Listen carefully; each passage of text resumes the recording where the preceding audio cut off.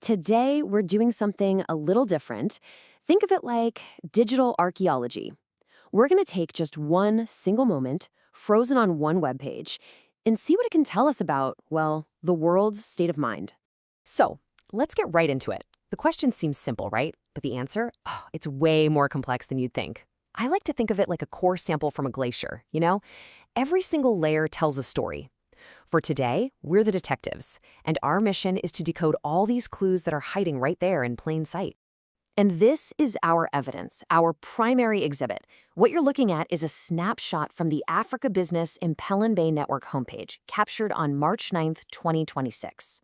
For the next few minutes, this webpage, it's our entire universe. So let's start digging in. All right, first things first. Where do we even start? Well, we look for the most obvious clues on the page, and that means the headlines. What is this publication actually pushing to its readers? This is the stuff they want you to see. It's their curated agenda. So when we start grouping these latest articles together, a pattern starts to show up. Three core themes, really. First up, you've got the AI frontier. But look closer. This isn't some pie-in-the-sky theory. It's all about building and securing AI right now. Super practical. Then there's a big focus on global infrastructure. And specifically, we're talking about planet-spanning systems like Starlink, which is, a total game changer for connectivity. And finally, you have the heavy hitters, macro forces. These are the big picture worries: crisis, war, inflation. For a business network focused on Africa, this is all incredibly telling. It's all about using practical tech to leapfrog over old challenges and navigate this really unstable global economy. Okay, clue number 2. We're going to shift gears here. We've seen the curated agenda, right? Now let's look at the raw, chaotic pulse of what people are actually talking about. This is what the trending section is all about. It's the cultural zeitgeist in real time. And wow, the mix is just fascinating. First, you get a super specific geopolitical focus: Zambia, a nation right at the heart of conversations about resources and investment on the continent. Then bam, a total pivot. We're talking about one of the biggest tech shifts of our time: generative artificial intelligence. This shows that global tech talk is also very much a local conversation.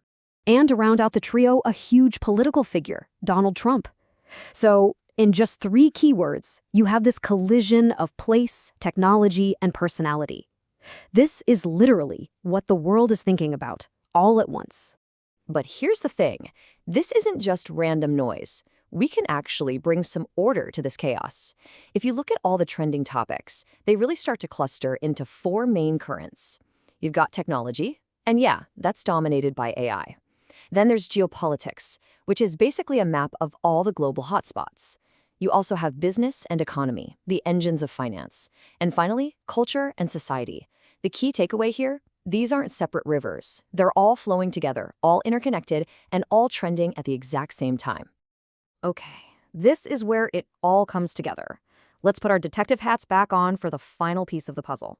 We've looked at the evidence, the curated news on one hand, and the public zeitgeist on the other. So what's the connection between them? It kind of creates what you could call a funnel of understanding. Let me walk you through it.